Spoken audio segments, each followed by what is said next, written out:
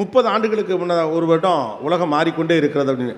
இப்போலாம் ரொம்ப ஃபாஸ்ட்டாக 20 வருஷம் 10 வருஷத்துலேயே உலகம் மாறிடுது. முன்னாலாம் ஒரு தலைமுறைனா பெரிய கேப்பு சொல்லுவாங்க. இப்போலாம் 10 வருஷத்தே ஒரு தலைமுறை அப்படிங்கிறாங்க. பழைய பாட்டு அப்படின்னு கேட்டால் 2010 வந்த பாட்டெல்லாம் பழைய பாட்டுங்கிறாங்க. இப்போ ஒரு மியூசிக் ஷோ ஒன்று பண்ணோம். பழைய பாடல் உங்களுக்கு தெரிஞ்சதெல்லாம் சொல்லுங்கன்னா 7 வருஷத்துக்கு முன்னால் வந்த பாட்டெல்லாம் பழைய பாட்டு அப்படிங்கிறாங்க.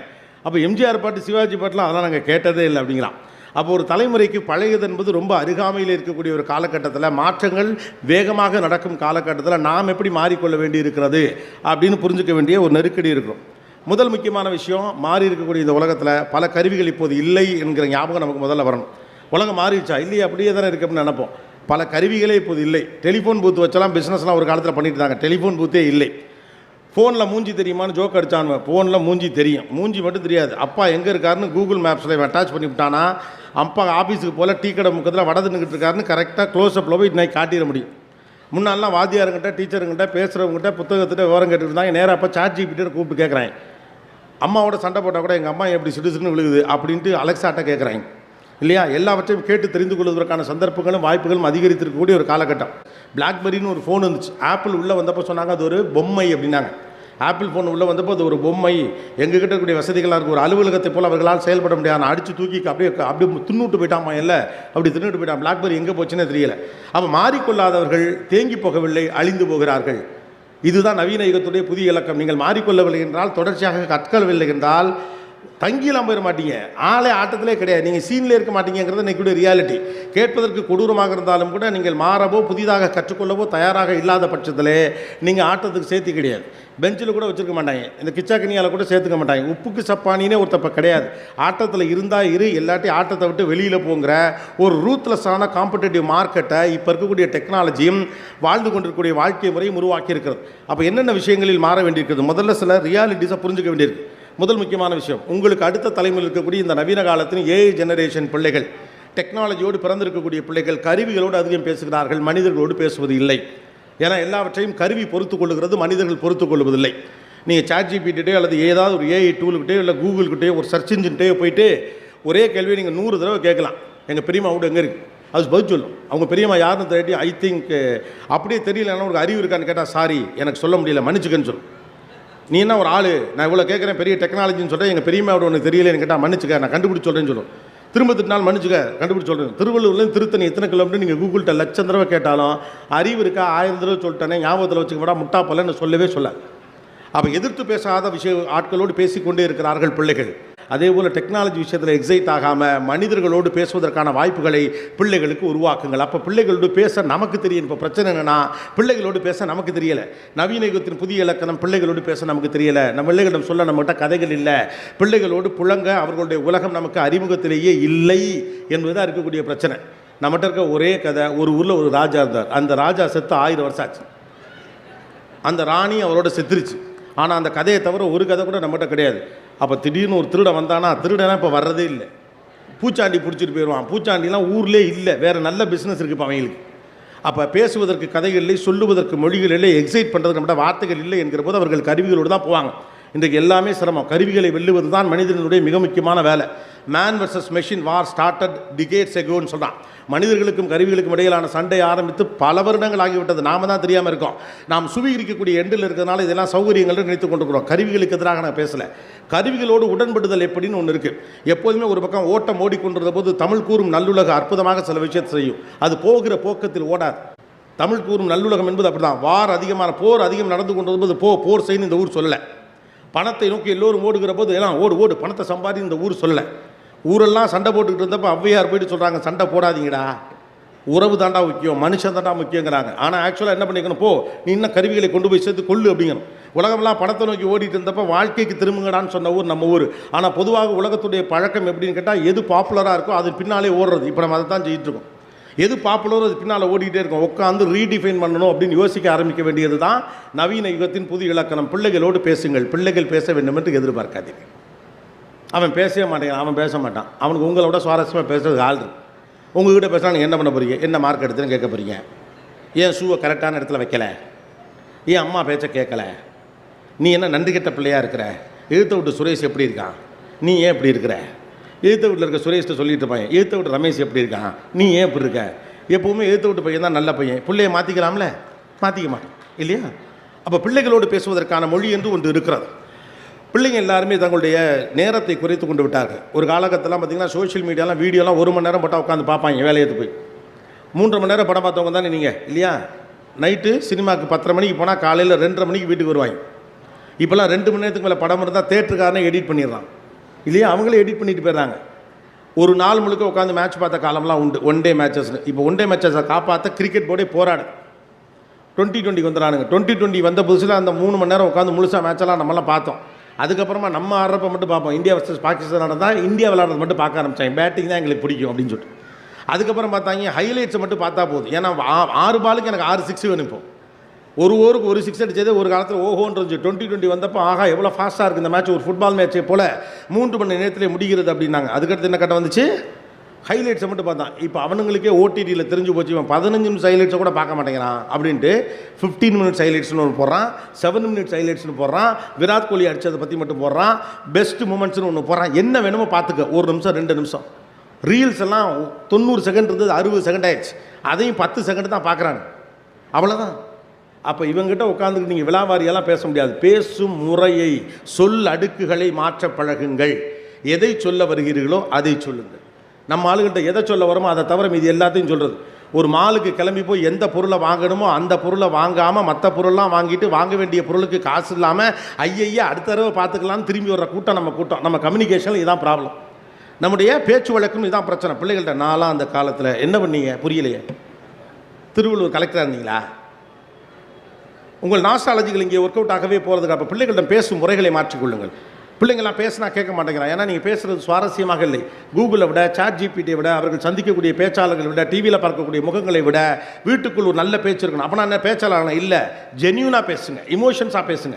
பிள்ளைகளோடு முதல் உரையாடலை தொடங்குங்கள். வேலை சார்ந்த பேச்சுக்களை குறைத்து கொண்டு அன்பு சார்ந்த இமோஷனல் எம்பத்தி ரிலேட்டடாக பேசுங்க. நம்முடைய வீடுகளை கவனித்து பார்த்தீங்கன்னா பேச்சே கிடையாது. ஆக்சுவலாக வீடுகளுக்குள் நடக்கக்கூடிய பேச்சுக்கள்லாம் வேலை சார்ந்த பேச்சுக்களாகத்தான் இருக்குது. கணவன் மனைவிக்கு இடையிலே காதல் சார்ந்த பேச்சுக்கெல்லாம் குறைஞ்சு போய் ரொம்ப வருஷமாச்சு.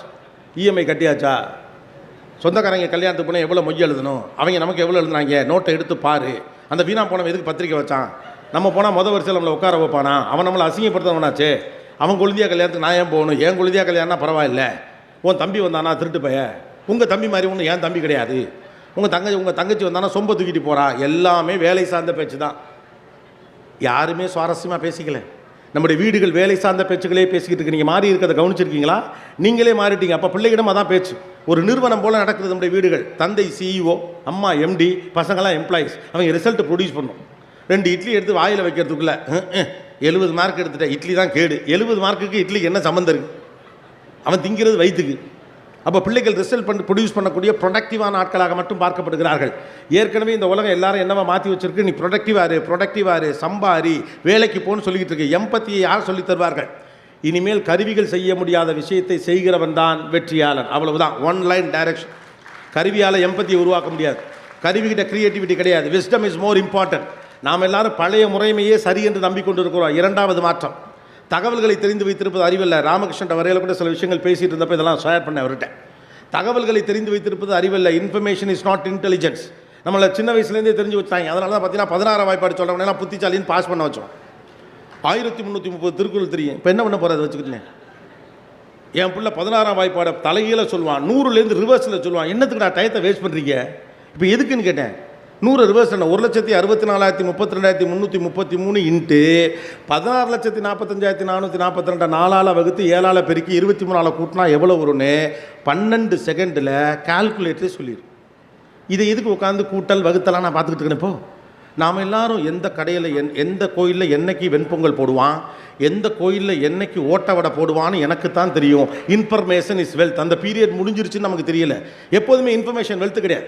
அமெரிக்காவின் தலைநகரம் எது, அது தெரிஞ்சால் நமக்கு அறிவாளியா என்ன? இந்தியாவின் தலைநகரம் எது, தெரியாது. உங்கள் ஏரியா கவுன்சிலர் யார், அதான் அறிவு. நீங்கள் இருக்க தொகுதி பேர் என்ன, உங்கள் வார்டு நம்பர் என்ன, அதெல்லாம் எதுவுமே தெரியாது எனக்கு. அமெரிக்க அதிபர் பேர் தெரிஞ்சுன்னா நம்ம அறிவாளி ஆகிட முடியுமா? நான் தமிழ்நாட்டில் எத்தனை தொகுதிகள் இருக்குன்னு தெரிஞ்சால் அறிவாளி ஆகிடுமா? Interpretation is intelligence. அதை வைத்துக்கொண்டு நீங்கள் என்ன செய்யலாம்? Application, action and interpretation matters, not the information and datas. Informations R flooded. அதீதமான தகவல்களை வைத்திருக்கிறோம். தேவையில்லை இவ்வளோ தகவல்கள்லாம். பிள்ளைங்க படிக்க வேணாம். என்ன கேட்டால் பிள்ளைங்களை படிக்காமல் பார்த்துக்கிறது தான் இப்போ கஷ்டம். எதை படிக்கணும் எதை படிக்கக்கூடாது அந்த பிள்ளைகளுக்கு சொல்லிக் கொடுப்பதா? எது அறிவு, எது அறிவை போன்றது அப்படின்னு ஒன்று இருக்குது. கண்டதை படித்தவன் பண்டிதனாவான். அப்போல்லாம் ஆக முடியாது. தேர்வு செஞ்சு படிக்கணும், படிக்கிறதுக்கு எஃபர்ட் போடணும். இவ்வளவு ஸ்டால்ஸ் எதுக்கு, இவ்வளோ வெரைட்டி, இவ்வளோ புத்தகம் லட்சக்கணக்கில் ஆயிரக்கணக்கில் எதுக்கு வந்திருக்கு? உனக்கு எது வேணுமோ அதை எடுத்துக்கங்கிறதுக்காக தான் வந்திருக்கு. போங்க, முன்னுரையை படிங்க, 10வது பக்கத்தை புரட்டுங்க, 12வது பக்கத்தை புரட்டுங்க. இதில் வெண்டிக்காய் வாங்குறீங்க, ஒடிச்சு பார்த்து வாங்கக்கூடாதுன்னு சொல்கிறதுக்கு நீங்கள் படித்தா யாரும் இங்கே ஒன்றும் சொல்ல போகிறது ரைட்டு தானே? அட்டைப்படம் அழகாக இருக்குது, கோபிநாத் படம் போட்டிருக்காங்க, உடனே வாங்குறது. எவ்வளோ நல்ல புத்தகம் இருக்குது யோசிச்சு பாருங்கள். இல்லை, உண்மையாக அவ்வளோதான். இப்போ எனக்கு ஒரு பிரபலம் என்கிற அடிப்படையில் நம்முடைய புத்தகம் விற்கிது, அவ்வளவுதான். நான் என்ன எழுத்தாளர்லாம் கிளைம் பண்ண மாட்டேன். அற்புதமான எழுத்து, போய் கடந்து உசுரை விட்டு உட்காந்து எழுதினவங்களாம் இருக்காங்க. அவ்வளோ எழுத்தாளர்கள் இருக்காங்க. அவ்வளோ அற்புதமான சொற்களஞ்சியை கொட்டி கிடக்குது. போய் தேடுங்க. 20 புத்தகத்தை புரட்டி பார்த்துட்டு தான் ஒரு புத்தகம் வாங்கணும். போனதில் இருக்கிறதுல நல்லா பெருசாக ஒரு புத்தகம் வாங்கிக்கணும். அது ஒன்று. ஏன்னா நிறைய விஷயம் அதில் இருக்கும். என்னுடைய அலுவலகத்தில் ஒரு லைப்ரரி மாதிரி ஒன்று வச்சுருக்கிறேன் நான். எனக்கு முன்னாலேருந்து ரொம்ப ஆசை, நம்ம பணக்காரன் ஐட்டம்னா லைப்ரரி வச்சுக்கணும் அப்படின்னு சொல்லிட்டு. அப்படி நினச்சிக்கிட்டேன் நான். கொஞ்சம் காசு பணம்லாம் வந்துருச்சுன்னா நம்ம சொந்தமாக லைப்ரரி வச்சுக்கணும் அப்படின்னு. நான் நிருபராக இளம் வயதில் இருக்கிற போது நிறைய தலைவர்கள் வீடுகள், வக்கீல்கள், வழக்கறிஞர்களோட வீடுகள், நிறைய வீடுகளுக்கு போவேன். தொழில்களுடைய வீடுகளுக்கெல்லாம் போகிறப்ப நிறைய வீட்டில் ஒரு லைப்ரரி வச்சுருப்பாங்க. எனக்கு அது பெருசாக ஈர்த்துச்சு. என்னது, எப்படி இவ்வளோ புக்கு வச்சுருக்காங்க, நம்மளும் வாங்கணும்டா, வாங்கி நம்ம ஒரு புக்கு வைக்கணும். படிக்கிறோமோ இல்லையே புக்கு வச்சுக்கணும். முதல்ல வச்சுவிட்டா 4 பேர் எடுத்து படிச்சுப்பிடலாம். நான் ஒரு பெரிய அரசியல் தலைவரை ஒரு தடவை அவர் வீட்டில் ஒரு லைப்ரரி அவர்கிட்ட நான் கேட்டேன், இவ்வளோ புக்கு வச்சுருக்கீங்களா, இதெல்லாம் நீங்கள் படிச்சிங்களா அப்படின்னு. பின்னால் ஒரு 500 புத்தகம் இருந்துச்சு. நான் பேட்டி இருக்கிறதுக்கு ஒரு வாய்ப்பு கிடச்சிது. அவரை போனப்போ கேட்டே விட்டேன், இவ்வளோ புத்தகம் வச்சுருக்கீங்களா, இதெல்லாம் நீங்கள் படிச்சிருக்கீங்களா அப்படின்னு. அவர் எனக்கு சொன்னார், நீ கன்னிமரா நூலகம், தலைமைச் செயலகத்தில் ஒரு நூலகம்லாம் இருக்குல்ல, அந்த நூலகத்துக்கெல்லாம் போயிருக்கேன். ஏன்னா இப்போ தலைமைச் செயலகத்துக்குள்ளே இருக்கக்கூடிய நூலகத்திற்கு ஒரு கார்டு, பர்மிஷன் உள்ள ரிப்போர்ட்டர்ஸ் கொடுப்பாங்க. அந்த கார்டெலாம் நான் வச்சுருந்தேன். போய் லைப்ரரிஸில் படிக்கிறது ஆசை. அப்போ அவர் சொன்னார், அந்த நூலகத்துக்குலாம் போயிருக்கேன். ஆமாம் போயிருக்கேன். அந்த நூலகத்துக்கு வீட்டில் இருக்க நூலகத்துக்கு என்ன வித்தியாசம்? எனக்கு ஐடியா என்ன, இவ்வளோ புத்தகத்தை எப்படி படிச்சிருக்க முடியும்? அந்த நூலகத்துக்கும் வீட்டில் இருக்க நூலகத்துக்கு என்ன வித்தியாசம் அப்படின்னா தெரியலை அப்படின்னு. அந்த நூலகம்னா நீ படித்ததை, அந்த நூலகம்லாம் அந்த ரேக்கில் இருக்கிறத எடுத்து படிக்கிறதுக்கு, இந்த நூலகம் நீ படித்ததை வைக்கிறதுக்கு அப்படின்னார். எல்லாத்தையும் படிச்சுட்டேன்னு சொல்லலை, இந்த நூலகம் நீ படித்ததை வைக்கிறதுக்கு அப்படின்னு. ஸோ தகவல்களை தெரிந்து வைத்திருப்பதை மட்டுமல்ல அறிவு, தகவல்களை எப்படி பயன்படுத்துறீங்கிறது அறிவு. அப்போ நம்ம எக்கச்சக்கமான விஷயங்களை தெரிஞ்சு, இப்போ எக்கச்சக்கமான விஷயங்களை எளிதாக நீங்கள் தெரிஞ்சு வச்சுக்கலாம். முன்னால் தகவல்களை சொல்வதற்கு ஆட்கள் தேவைப்பட்டார்கள். இப்போலாம் அப்படிலாம் ஒன்றும் தேவையில்லை. என்ன வேணாலும் நீங்கள் தெரிஞ்சுக்கலாம். உலகத்துடைய எந்த மூலையில் இருந்து கொண்டும் இந்த நிமிடத்தில் சிக்காகோவில் பனி எவ்வளோ கொட்டுது அப்படின்னா இப்போ தெரியும். இவ்வளவு எதுக்கு? இப்போ யாராவது லைவ் பண்ணால் ஏதோ ஒரு மூலையில் உட்காந்துருக்கவே கோபிநாத் பேசுகிறத கேட்கலாம். இட் இஸ் ஸோ சிம்பிள் இல்லையா? இப்போ நான் பேசி கொண்டிருப்பதன் சத்தத்தை ரிசீவ் பண்ணி அப்படியே ஆங்கிலத்தில் மொழிபெயர்ப்பதற்கான தொழில்நுட்பம்லாம் வந்துருச்சு. அப்போ தகவல்களை தெரிந்து கொள்வது இப்போது அறிவு அல்ல. முதல்ல அதை புரிஞ்சுக்கணும். மாநில தலைநகரங்களின் பெயர்களை தெரிந்து வைத்திருப்பது, அதெல்லாம் நாம் சின்ன பிள்ளையா இருந்தப்போ பக்கத்து வீட்டுக்காரங்களை அசத்துறதுக்காக சொன்னது. அதையே இன்னும் நாலேஜ் நம்பிக்கிட்டு இருந்தீங்கன்னா நம்ம வீணாக போயிடும். அப்போ நாம் தெரிந்து கொள்ள வேண்டியது அறிவை எப்படி பயன்படுத்த. Dimension of intelligence of change. அறிவு குறித்த விஸ்டம் இஸ் நாலேஜ். விஸ்டம் தான். அதை வச்சு நீங்கள் என்ன இன்டர்பிரேட் பண்ணுறீங்க, அதுலேருந்து நீங்கள் என்ன புரிந்து கொள்ளுகிறீர்கள் என்பது தான் அறிவு. ரைட்டு தானே? ஒரு மரம் இருக்கிறது, அந்த மரத்தை வெட்டுறதுக்கு என்ன செய்யணும், அதுக்கான ஒரு டூல் இருக்குது. அதோடைய நீளம் எவ்வளவு, இதோடைய அகலம் எவ்வளவுன்னு கரெக்டாக கருவிகளை நான் பயன்படுத்தி கரெக்டாக ஒரு மிஷினை வச்சு அறுக்கிறேன். நோ, அது அறிவில்லை. இப்போ அந்த டூல்ஸை பயன்படுத்துறது இப்போ அறிவில்லை. அந்த டூல்ஸ் இருக்குன்னு தெரிஞ்சு வச்சுருக்க அறிவில்லை. அது என்ன மாதிரியான மரம், அது எவ்வளவு ஈரப்பதம் கொண்டது. நான் இப்போ அறுத்துருவேன், ஆனால் நாளைக்கு கொண்டு போய் 15 நாள் வெயிலில் போட்டுட்டு கொண்டு போய் சட்டத்தை அடிக்கிறப்ப அது சுருங்குமா சுருங்காதானே தொடர் அறிவின் மூலமாக கிடைக்கிற விஸ்டம் தான் இப்போ நாலேஜ். ஸோ பிள்ளைகளுக்கு அதை புரிய வையுங்கள். நிறைய தகவல்கள் பிள்ளைங்க சொன்னால் பாரு பிள்ளை அறிவாக இருக்குது, பாரு பிள்ளை அறிவாக இருக்குலாம் சொல்லாதீங்க. பிள்ளைங்கன்னா எல்லாத்தையும் அது கருவிகள் எடுத்துருச்சு. இப்போ நம்ம வேலை மெஷினோட சண்டை போடுறது தான். ஸோ எல்லாத்துக்குமான பர்ஸ்பெக்டிவ் மாற்ற பாருங்கள். அது குறித்து அவர்களுக்கு என்ன பார்வை இருக்கிறது, ஒரு விஷயம் குறித்து அவர்களுக்கு என்ன தீவிரம் இருக்கிறது, அது குறித்து அவர்களால் உழன்று போக முடிகிறதா. இது 2வது முக்கியமான விஷயம். அட்டென்ஷன் ஸ்பான் இஸ் மிஸ்லீடட் அப்படின்னு சொல்கிறான். கவனிக்கும் திறன் மிகவும் குறைந்து போயிருக்கிறது அப்படிங்கிறாங்க. அதுக்காக தான் சொன்னேன், உங்களுடைய கம்யூனிகேஷன் ஸ்டைலை மாற்றுங்க. ஒரு காலகட்டத்தில் 13 நிமிடம், 1 மணி நேரம் பேசினா 13 நிமிடம் கவனிக்கும் திறன் இருந்துச்சு. இப்போலாம் அதில் 4 நிமிஷம் 2 நிமிஷம் பெருசாக இருந்தாலே போதும். ஏன்னா அவ்வளோ டிஸ்ட்ராக்ஷன்ஸோட பிள்ளைகள் வளர்ந்து கொண்டு இருக்கிறார்கள். அப்போ செம்மைப்படுத்த வேண்டிய பார்வை என்று ஒன்று இருக்கிறது. அப்புறம் நம்ம பெரியவர்கள் தெரிந்து கொள்ள வேண்டிய மிக முக்கியமான விஷயம் டிஜிட்டல் டயட் அப்படின்னு ஆங்கிலத்தில் ஒரு வார்த்தை சொல்கிறாங்க. அதனால் டிஜிட்டல் டயட், ஜிஎம் டயட் அப்படிலாம் சொல்லுவாங்க. அதாவது உணவு பழக்கத்தை மாற்றினா வெறும் காய்கறியாக திங்கிறது, இல்லை கறி சோறாக திங்கிறது, இல்லை வெறும் சிக்கனாக திங்கிறது, எல்லாத்தையும் எதையும் திங்க மாட்டேன்னு சொல்லிவிட்டு வீட்டில் சொல்லிவிட்டு வெளியில் போய் புட்டுச்சு எல்லாத்தையும் வாங்க திங்கிறது. இப்படி பல டயட் நம்ம இருந்திருக்கோம். 10 நாளைக்கு மேலே ஒரு டயட்டும் வந்ததில்லை.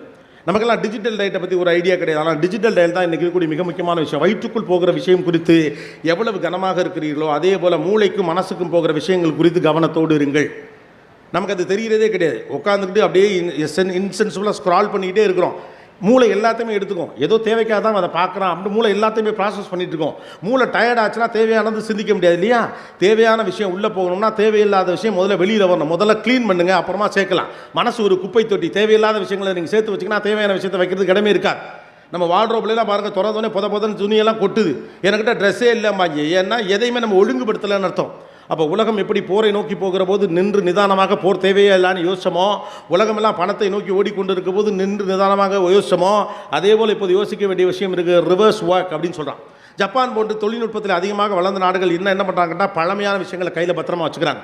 அப்போ ஒரு பேலன்ஸ் கிடைக்கணும். இது கருவிகளுக்கு எதிரான பேச்சு இல்லை. தொழில்நுட்பத்தை நீங்கள் கையில் எடுத்துக்கொள்ள கூடாது, பழைய ஆளாங்க இருக்குன்னு சொல்ல நான் பூமரங்கெல்லாம் கிடையாது. You have to take all the technologies on your hand but on favour of you. உங்களுக்கு சாதகமாக நீங்கள் தொழில்நுட்பத்தை பயன்படுத்துவதற்கான ஒரு பேலன்சிங் மெக்கானிசத்தை கண்டுபிடிக்கணும். அதை பிள்ளைகளால் கண்டுபிடிக்க முடியுமான்னு தெரியல. ஏன்னா இந்த தலைமுறைக்கு போன தலைமுறையிலிருந்து பாஸ் ஆன் பண்ணப்பட்டதில்லை. இது பெரிய சிக்கலே என்னென்னா நம்ம பசங்களை கோச்சுக்கிறோம். எப்போதுமே ஒரு விஷயம் எப்படி பாஸ் ஆன் பண்ணப்படும்னா தந்தையிடமிருந்து பிள்ளைக்கு பாஸ் ஆன் பண்ணப்படும். அவரிடமிருந்து பெறப்பட்ட ஒரு அறிவு பிள்ளைக்கு கடத்தப்படுகிற போது அந்த அறிவை எதற்கு பயன்படுத்த வேண்டும் என்றும் சொல்லி தரப்படும். தம்பி கத்தி இருக்குது, ஆனால் அது அடுத்தவனை குத்துறதுக்கு கிடையாது. தம்பி வேட்டைக்காரன் கத்திக்கும் தோட்டக்காரன் கத்திக்கும் வித்தியாசம் இருக்குது. வேட்டைக்காரன் வெட்டுனானா செத்து போயிடும், தோட்டக்காரன் வெட்டுனானா மறுபடி வளரும். அப்போ நீ ஒரு தோட்டக்காரனாக இருக்கணும்னு சேர்ந்து ஒரு பேக்கேஜ். தந்தையிடமிருந்து அறிவு கடத்தப்படுகிற போது முந்தைய தலைமுறையிடமிருந்து ஒரு அறிவோ தகவலோ கடத்தப்படுகிற போது அதோடைய கான்சிகுலேட்டிவ் எஃபெக்டையும் சேர்த்தே தான் சொல்லுவாங்க. தம்பி இதை இதற்கு பயன்படுத்திடக்கூடாது, இந்த விஷயத்தை நீ இதற்கு பயன்படுத்திடக்கூடாது. நீ கராத்தே தெரிஞ்சு வச்சிருக்க அப்படின்னா பொல்லாப்பாலே பூராப்பாலே போட்டு அடிக்கக்கூடாது அப்படிலாம் ஆசான் சொல்லுவார். ஆபத்து வருகிற போது மட்டும்தான் இதை நீ பயன்படுத்தணும். உனக்கு தெரியுதுக்கான எளியவனை வதம் செய்வதற்கு இதை நீ பயன்படுத்தக்கூடாது. உன்னை விட பலசாலி இல்லாத ஒருவனை அடிப்பதற்காக இந்த ஆயுதத்தை நீ கையில் தூக்கக்கூடாதுன்னு ஆயுதத்தை கொடுக்கும்போதே அதோடைய நன்னறியும் சேர்த்து சொன்னான். அன்ஃபார்ச்சுனேட்லி இந்த ஜெனரேஷனுக்கு இது நம்ம பாஸ் ஆன் பண்ண விஷயம் இல்லை, இது உலகம் பாஸ் ஆன் பண்ண விஷயம். அப்போ இதோட சேர்த்த நன்னறிகள் யாரும் கொடுக்கவே இல்லை. ஒரு டெக்னாலஜி எப்படி ஹேண்டில் பண்ணோம், நான் ஹேண்டில் பண்ண டெக்னாலஜி என் பிள்ளைக்கு நான் கடத்தலை. நான் யூஸ் பண்ணிக்கிட்டு இருந்த கம்ப்யூட்டர் என் பையன் யூஸ் பண்ணலை. இன்னும் சொல்ல போனால் நம்ம யூஸ் பண்ண கம்ப்யூட்டரை பார்த்தாங்கன்னா இவங்களாம் சிரிச்சிருவாங்க. ஏன்டா கம்ப்யூட்டர் இத்த பெருசாடாக இருக்கும் அப்படின்னு. இவன் பார்க்குற கம்ப்யூட்டர் போல தான் இருக்குது. அதுக்கு ஒரு பெரிய டேபிள் வேணும், இத்தத்தண்டி டேபிள். நான் உலகத்தின் முதல் கம்ப்யூட்டரை கனடாவில் வச்சுருந்தாங்க. ஒரு இடத்துல போய் பார்த்தேன், ஒரு ரூமில் வச்சுருந்தாங்க. இத்தத்தண்டி ரூம் அது.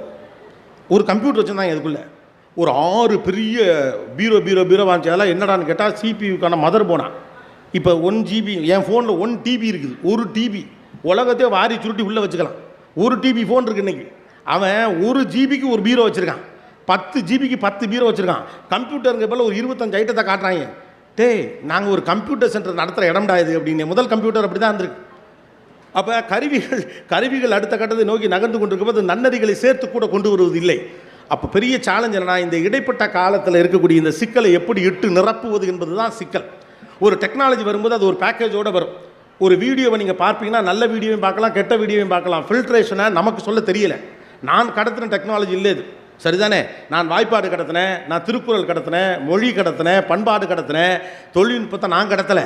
அப்போ அதுக்கான நன்னறிகளை பிள்ளைகளே கற்றுக்கொள்ள வேண்டிய இடத்துல இருக்கிறார்கள். They have to fix some nuances or rules and regulations for them. இப்போ நடந்துகிட்டு இருக்க சண்டை அதுதான். நமக்கு சொல்ல தெரியும். அதுக்கான நன்னறிகள் நம்மளால் கடத்த முடியாதனால ஒரே வார்த்தையில் சொல்லிடுறோம், ஃபோனை நோண்டாத. அவன் எதுக்கு எடுத்தாலும் ஃபோனை நோண்டாத. முதல்ல நீங்கள் ஃபோனை நோண்டாதீங்க. பிள்ளைகள் நீங்கள் எதை செய்கிறீங்களோ அதை அவங்க கன்ஃபார்மாக செய்வாங்க. வீட்டில் இரட்டை விதிகள்லாம் வைக்கவே முடியாது. எல்லாருக்கும் ஒரு விதி தான். தந்தை இரவு 11 மணி வரைக்கும் விழித்திருக்கிற வீடுகளில் பிள்ளையும் 11 மணி வரைக்கும் முடிச்சிருக்கும். தந்தை பாரதியார் புத்தகம் படித்தார்னா பிள்ளை பாரதிதாசன் புத்தகம் படிப்பான். தந்தை நியூஸ் பேப்பர் படித்தார்னா பிள்ளை புத்தகம் படிப்பான். தந்தை தவறு செய்தால் பிள்ளை தவறு செய்வான். அதுக்காக எல்லா வீட்டிலும் இப்படி இருக்காங்க நான் சொல்லவில்லை. ஆனால் இரட்டை விதிகள் என்பதெல்லாம் இனிமேல் ஒப்பிக்கா. எங்கள் அப்பாலாம் அப்படி இல்லை, நாங்கள்லாம் பயப்படுவோம். அது உங்கள் தலையெழுத்து. நாங்கள் என்ன பண்ணேன்? நாங்களாம் எங்கள் அப்பா முன்னால் நின்னே பேச மாட்டோம். அது உங்கள் ப்ராப்ளம், எங்களுக்கு அது ப்ராப்ளம் இல்லை. நாங்களாம் அந்த அளவுக்கு நிற்க வச்சு நாங்கள் உட்காந்து பேசுவோம். அப்படி எல்லாம் மாறி இருக்கு. அப்போ you need to understand the reality instead of cursing them. அவர்களை குறை சொல்வதை விட்டுவிட்டு அவர்களுக்கு இருக்கக்கூடிய இடைப்பட்ட சிக்கலை நீங்கள் புரிந்து கொள்ள வேண்டும். அவர்கள் கையாண்டு கொண்டிருக்கக்கூடிய தொழில்நுட்பம் என்பது முழுக்க அறிவியலால் தரப்பட்டது, நாம் கடத்தி ஒன்று அல்ல. அப்போ அதை ஒட்டிய பேக்கேஜஸ் இருக்குல்ல, அதை நம்ம அவர்களுக்கு கொடுக்கணும். அதுக்கு தான் சொல்ல ரிவர்ஸ் ரோல் எடுங்க அப்படின்னு சொல்கிறோம்.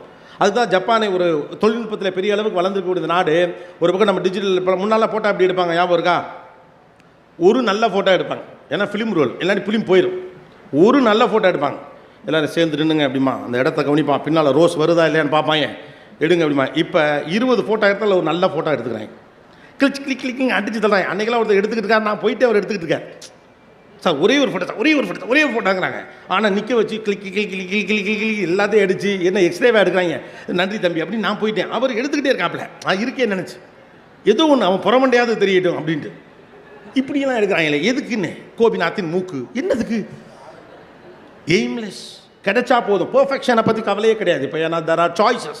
என்னால் 10ல் ஒன்றை சிறந்ததாக தேட முடியும். அப்போ ஜப்பான் என்ன பண்ண ஆரம்பித்தாங்க அப்படின்னு கேட்டால் ரிவர்ஸ் ரோல் எடுத்தாங்க. இன்னமும் ஃபிலிம் கேமராவை பயன்படுத்தி ஃபோட்டோ எடுக்கிற பழக்கத்தை அவர்கள் பத்திரமாக வைத்திருக்கிறார்கள். வேகமாக ஓடுகிற போது ஸ்லோவாக பேலன்ஸ் பண்ணுங்க அப்படின்ட்டு. இன்னமும் கிராமஃபோன் கரெக்டாக எடுத்து அந்த நூலில் வைக்கணும். அடிக்கி ஏன் கியான்னு கத்துது கரெக்டாக தூக்கி இங்கே வைக்கணும். இப்போ ஒரு பிளேலிஸ்ட்டு 1000 பாட்டு இருக்குது, எந்த பாட்டுமே நல்லா இல்லை. ஏன்னா எது நல்லா இருக்குன்னு நமக்கு தெரியல, எது பிடிச்சிருக்குன்னு தெரியல. கொடுப்பதை சுவீகரிக்கும் இடத்துல இருக்கிறோம். Consumer is the most toxic thing. அது எதை பற்றியுமே யோசிக்காது. அதை எடுத்துக்கணும் நினைக்கிறோம். நம்ம அந்த இடத்துல வந்து மாட்டியிருக்கோம். இந்த ஜெனரேஷனுக்கு நீங்கள் கொடுக்க வேண்டிய புதிய இலக்கணம் தேர்வு செய் என்பது தான். சுவீகரி என்பதில்லை. சுவீகரிக்கிற இடத்துல இருக்கும் எதுவுமே கவனிக்க மாட்டாங்க. அதை அனுபவிக்கணும் மட்டும் தான் நினைப்பாங்க. நம்ம அந்த இடத்துக்கு வந்து உட்காந்துருக்கோம். எல்லாத்தையும் சுவீகரிக்கணும். இன்ஃபர்மேஷன் கிடக்குது. பிள்ளைங்கள்லாம் அறிவாளியாக்கு பூரா எல்லாத்தையும் கற்றுக்க சொல்லு. குமான் கற்றுக்கிட்டோம், கராத்தே கற்றுக்கிட்டோம், குங்ஃபு கற்றுக்கிட்டோம். டேய் சிந்தாம சோறு திங்க கற்றுக்குங்கடா, இல்லையா? சிந்தாம சோறு திங்க கற்றுங்க. முதல்ல அதை கற்றுக்க. அதை விட்டுறாங்க. கழுவுனமா கழுவையான்னு தெரியாமல் இருந்துச்சு வந்துடுறாங்க. நம்ம எல்லாரும் எதுக்கு அனுப்பிட்டு இருக்கோம்? வேகமாக அதை போய் படிச்சிரு, இதை போய் படிச்சிரு. இன்ஃபர்மேஷன் அவைலபிளாக, information available. No what is no use. நிறைய விஷயங்களை தெரிந்து வைத்திருப்பது அறிவில்லை. ஸ்லோ டவுன் பண்ண பிள்ளைகளுக்கு பழக்கம். முதல்ல அதுக்கு நம்ம ஸ்லோ டவுன் பண்ணுவோம். எங்கே ஓடிட்டு இருக்கோம் நமக்கு தெரியும். அப்போ புதிய யுகத்திற்கான புதிய இலக்கணம் என்பது ஸ்லோ டவுன், ரிவர்ஸ் ரோல். ரெண்டு இப்போ ரொம்ப முக்கியம். கியரை கரெக்டாக போடுங்க. வேகமாக தான் போனால் ஜெயிக்கலாங்கிறது பழசு. வாய்ப்புகள் குறைவாக இருந்த காலகட்டத்தில் ஓடி போய் ஃபஸ்ட் எடுக்கிறவனுக்கு தான். இப்போ தான் கொட்டி கிடக்க. எதை எடுக்கணும்னு கண்டுபிடிக்கணும். எதையாவது எடுப்பது அறிவல்ல, எதை எடுப்பது என்று தெளிவது தான் அறிவு. எதை எடுப்பது என்று தெளிவது தான் அறிவு. ஒன்றே ஒன்று இருந்துச்சு. 100 பேர் அதுக்கு ஓடிக்கிட்டு இருந்த காலகட்டத்தில் வேகமாக வர்றவன் புத்திசாலி. 100 விஷயம் இருக்குது, 10 பேர் தான் உட்காந்துருக்கிறோம். அதில் சரியானது தேர்வு செய்கிறவன் தான் இப்போ புத்திசாலி. புத்திசாலிக்கான அடையாளம் மாறிவிட்டது என்பது நீங்கள் உணராத வரைக்கும் பிள்ளைகளை எந்த வழியில் நடத்துவது என்பது உங்களுக்கு புரியாமல் போகும். ஒத்த வார்த்தையில் கருவிகளை பயன்படுத்தாது என்று சொல்லிட்டு போயிட்டே இருக்கீங்க. No, it is not at all possible. கருவிகள் இல்லாமல் நடக்கப் போவதே கிடையாது. அது எல்லாத்தையும் செய்யும். எல்லாத்தையும் இப்படி தான் பண்ணிட்டு இருக்கு. வீட்டுக்கு நடுவில் ஏதாவது ஒரு எலக்ட்ரானிக் டிவைஸை வச்சுருக்காங்க. தலைக்கு மேலே கிளாக் இருக்குது. நீங்கள் இந்த பிள்ளைகிட்ட அப்படி உட்காந்துருக்குன்னு வச்சுங்களேன். உள்ளே போயிட்டு தம்பி மணி என்னன்னு கேளுங்க. Alexa what is the time now அப்படின்னு அதுட்டு தான் கேட்குறேன். அது கரெக்டாக சொல்லு. ஏன்ப்பா தலைக்கு மேலே தான். நான் எதுக்குடா நிமிந்து அதை பார்த்து டயத்தை வேஸ்ட் பண்ணாமல் என்ன பண்ண போகிறீங்க? சும்மா தான் இருப்போம். அப்புறம் என்ன பார்த்து சொன்னேன்னா அது பழக்கம் இல்லை. அப்போ மனிதனுடைய எம்பத்தி இஸ் த பிக்கஸ்ட் ப்ராப்ளம். இது அவர்களுடைய குறை என்று நான் சொல்லவில்லை. மாறி இருக்கக்கூடிய வாழ்க்கை முறைக்கு ஏற்றார் போன்ற அறிவுரைகளை நீங்கள் அவர்கள் சொல்லணும். உங்கள் அப்பா உங்களுக்கு சொன்ன அறிவுரையை உங்கள் பிள்ளைக்கு சொல்லலாம் ஒரு புண்ணியமும் இல்லை. நீங்கள் வாழ்ந்த வாழ்க்கைக்கும் அவர்கள் வாழ்க்கைக்கும் சம்மந்தமே இல்லை. அதனால தான் அடுத்த முக்கியமான விஷயம் want to tell you, don't compare your kids with other kids. அது கூட இப்போ குறைஞ்சிருச்சு. உங்கள் குழந்தைகளுடன் இன்னொரு குழந்தையை ஒப்பிடாதீர்கள்னு சொல்லுவாங்கள்ல, அது குறைஞ்சிருச்சு. இப்போ பிரச்சனை, உங்கள் குழந்தைகளை நீங்கள் சிறுவர்களாக இருந்த குழந்தையோடு ஒப்பிடாதீர்கள். அதான் பெரிய பிரச்சனையே. நான்லாம் 8 வயசு இருந்தப்ப நீ என்ன பண்ணேன்னு எனக்கு தெரியும். நான்லாம் 10 வயசு இருந்தப்ப அதன் வழியாக நம்ம பிள்ளைகளை சிறுமப்படுத்த முயற்சிக்கிறோம். நான் ஒழுக்கமானவனாக இருந்தேன், நான் சரியான நபராக இருந்தேன், நான் சொல் பேச்சு கேட்கும் பிள்ளையாக இருந்தேன், நான் அறிவாளியாக இருந்தேன், நீ மூடனாக இருக்கிறாய். சொல் பேச்சு இதுதான். அதுக்கு தான் அந்த கம்பேரிசன் பண்ணுறோம். நான் பெரியாளா நீ பெரியாளா. நீங்கள் பெற்றதுக்கிட்டே போட்டி போட்டிங்கன்னா அவன் ஒத்த கேள்வியில் கேட்டுட்டு போயிடும். அவன் 4 கேள்வி கேட்டால் அவ்வளோதான், நாக்க பிடிங்க வேண்டியதான். எம்ஏ ஃபஸ்ட் கிளாஸ் வச்சுக்கிட்டு இப்போ என்ன பண்ண போகிறீங்க? அவன் படக்குன்னு ஒரு கேள்வி கேட்பான். ஒரு கேள்விக்கு உங்கள்கிட்ட பதிலே தெரியாது, இல்லையா? இப்போ வெலாசிட்டி ஆஃப் திஸ் ஒன் சொன்னால் சரி, ஓகே, தேங்க்யூ, நன்றி, வணக்கம், அப்படி முடிச்சுட்டு போயிட வேண்டியதான். அப்போ உங்கள் பிள்ளைகளை உங்களுடைய பால்யத்தோடு ஒப்பிடுவது தான் இருப்பதிலே பெரிய ஆபத்து என்று சொல்லுகிறார்கள். அது உங்களுக்கும் உங்கள் பிள்ளைகளுக்கு ஏன் இதை நான் ஒப்பிடுறோம் அப்படின்னு சொன்னால், நான் சிறந்தவன் என்று நிரூபிக்க பார்க்குறோம். பிள்ளைகளிடம் நீங்கள் சிறந்தவன்றெல்லாம் நிரூபிக்க முடியாது. நீங்கள் சிறந்தவராக சிறு வயதில் இருந்தது எனக்கு கணக்கே கிடையாது. நான் பிறந்த பிறகு நீங்கள் எப்படி இருக்கிறீர்கள் என்பது மட்டும்தான் எனக்கு கணக்கு. வாழ்ந்து தான் காட்ட முடியும், நிரூபிக்கலாம் முடியாது. நான் 7ஆம் கிளாஸ் படிக்கல, எங்கள் டீச்சர் பார்த்தா என்னை ரொம்ப விரும்புவாங்க. நான் ப்ளூ கிளாஸ் சொல்ல, நான் ப்ளூ குரூப்போட லீடராக இருந்தேன், நான் பேஸ்கெட் பால் பிளேயர், நான் டென்னிஸ் பிளேயர். ப்ரூஃபு 10ஆம் கிளாஸ் சர்டிஃபிகேட் எரிஞ்சு போச்சு, 12th சர்டிஃபிகேட் காணா போச்சு. 650 மார்க் எடுத்து பாஸு பார்டரில் சொல்கிறலாம் 1100 சொச்சம் எடுத்தேன். அது பிடிக்காம தான் ப்ளூ கலர் கையிலேயே கட்டி வீட்டில் அலைஞ்சிக்கிட்டு இருக்கேன். Don't compare your kids with your own days. அப்படி நீங்கள் பண்ண பிள்ளைங்களுக்கு உங்கள் மேலே ஒரு எதிர்வினை ஆற்றும் எண்ணம் தான் வரும். நான் என் தந்தையை விட சிறந்தவனா இல்லையா என்கிற ஒரு சிக்கல் வரும். பிள்ளைகளுக்கு அறிவு போதிப்பதோடு எம்பத்தியை போதிங்க, அவன் தான் அடுத்து ஜெயிப்பான் அப்படிங்கிறான். சமீப காலமாக ஆர்டிஃபிஷியல் இன்டெலிஜென்ட் அந்த சம்மந்தப்பட்ட சிலரோடு பேசுவதற்கும் பேட்டி எடுப்பதற்குமான வாய்ப்பு கிடைத்த போது அவர்கள் சொன்னது ஒன்று தான், எதையெல்லாம் ஆர்டிஃபிஷியல் இன்டெலிஜென்ஸ் ஃபியூச்சரில் செய்யாதோ அது எல்லாத்தையும் மனுஷன் செய்யணும், அவன் தான் வளருவான். யாரிடம் மொழி வளம் இருக்கிறதோ, யாரிடம் பெர்செப்ஷன் இருக்கிறதோ, யாரிடம் இன்டெலிஜென்ஸ் இருக்கிறதோ, யாரிடம் இன்டர்பிரிட்டேஷன் இருக்கிறதோ, யார் அறிவை சரியாக பயன்படுத்துகிறார்களோ, there is something call well directed intelligence. சரியான திசையில் செலுத்தப்படும் அறிவு. அடுத்த பாயிண்ட் அதுதான், சரியான திசையில் செலுத்தப்படும் அறிவு. அதென்ன சரியான திசையில் செலுத்தப்படும் அறிவு? அறிவு இருக்கிறவெல்லாம் ஜெயிச்சிருக்கணும்ல, ஏன் எல்லாரும் ஜெயிக்கலை? சோதிச்சு பாருங்க. அறிவு இருக்கிறவெல்லாம் ஜெயிச்சிருக்கணும்ல, ஏன் எல்லாரும் ஜெயிக்கலை? சிலர் ஜெயிக்கிறான். தெரிந்தோ தெரியாமலோ அவர்கள் தங்களுடைய அறிவை சரியான திசையில் செலுத்தியிருக்கிறாங்க. உலகத்திலே பயனற்றது அறிவு தான் என்னை பொறுத்த வரைக்கும். அதை சரியாக நீங்கள் பயன்படுத்தலைன்னா, அறிவு இருக்கக்கூடிய ஒருத்தன் அதை சரியாக பயன்படுத்தாமல் போனான்னா ஊரில் இருக்க எல்லா பலையும் பிச்சு தின்னுபிடுவான். இந்த ஊர் முழுக்க முட்டா போடுவேன், ஒருத்தனுக்கு என்ன புரியலை, இந்த உலகம் எனக்கு எதிராக நிற்கிறது, நான் எவ்வளோ பெரிய அறிவாளி, என்னை யாரும் புரிந்து கொள்ளவில்லை, அதெல்லாம் நீங்கள் தான் புரிய வைக்கணும். அப்போ அறிவை நீங்கள் சரியாக பயன்படுத்தலை, அப்ளை பண்ணலை, அதுக்கான நாலேஜ் உங்கள்கிட்ட இல்லை, நான் பெரிய பிரச்சனை வந்துடும். ஏன் அப்ளை பண்ணுறதுல நமக்கு தயக்கம் இருக்குது, எனக்கு இது தெரியும் என்று சொல்ல தயக்கம் இருக்குது. Communication skill, that's a problem. விஷயம் நிறைய தெரியுது, ப்ரெசென்ட் பண்ண தெரியல, அதான் அப்ளிகேஷன். ஒரு உரையாடலை எப்படி தொடங்குவது என்று இந்த தலைமுறை பிள்ளைகளுக்கு தெரியவில்லைங்கிறார். ஜென்சி கிட்ஸை வேலைக்கு எடுப்பதற்காக கிட்டத்தட்ட 60% மேலான நிறுவனங்கள் பயப்படுவதாக சொல்லுகிறார். ஏனென்றால் அவர்கள் சொல் பேச்சு கேட்பதில்லை, இவர்கள் சொல்லுவது புரிவதில்லை, உடனே டயர்டாகிறாங்க, வேலையை விட்டு உடனே போயிடுறாங்க, சண்டைக்கு வராங்க அப்படிங்கிறான். ஏன்? கருவிகளோடு புழங்கி பழகுகிறார். பேசுங்க, வீட்டுக்குள் உரையாடல் நிகழ்த்துங்கள். உரையாட தெரியாத வீடுகள் இனி வளரவே முடியாது. எம்பத்தி மேட்டர்ஸ், நாட் த டெக்னாலஜி. மனிதனின் அறிவும் மனிதனுடைய எம்பத்தியும் தொழில்நுட்பத்துடைய உச்சம் ஒரு கட்டத்தில் சேரும். அந்த சேர்ற இடம் தான் ஒருத்தர் வளருவதற்கான அறிவு.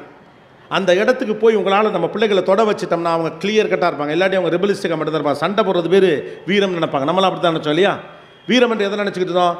திருவிழாவில் எங்கள் ஏரியாக்காரங்க எவனாவது வம்புழுத்தானா கையை பிடிச்சி ஒடிச்சுட்டு மாப்பிள்ளை ஒத்த கையை தொங்க விட்டோம்ல அப்படின்னு சொல்லிட்டு தெரிஞ்சது. ஆனால் வீரம்னு பின்னால் தான் தெரிஞ்சது இதல்ல வீரம் அப்படின்னு. வீரம் என்பது இதுவல்ல என்பது தெரிந்தது அப்போதுதான். எனக்கு ஆத்திரம் வந்த போதும் அடக்கி கொண்டிருந்தது தான் வீரம் என்று புரிகிற போது தான் வீரம்னா எனக்கு என்னன்னு புரிஞ்சுது. எளியவனை தாக்கக்கூடாது, பாவம் அவன் அப்படின்னு தெரிஞ்சப்போ தான் எனக்கு தெரிஞ்சு உண்மையான வீரம்னா என்னென்னு. அப்போ சில காலங்களில் ஒவ்வொரு காலத்தில் definition of what you believe will change over the experiences and எக்ஸ்போஷர்மா. நீங்கள் எதையெல்லாம் வரையறுத்து வைத்திருந்தீர்களோ அதெல்லாம் உங்கள் அனுபவத்தின் அடிப்படையில் அதற்கான அர்த்தம் மாறிக்கொண்டே இருக்கும். அப்படி தான் வாழ்க்கையோட அர்த்தம் மாறிக்கொண்டே இருக்குது.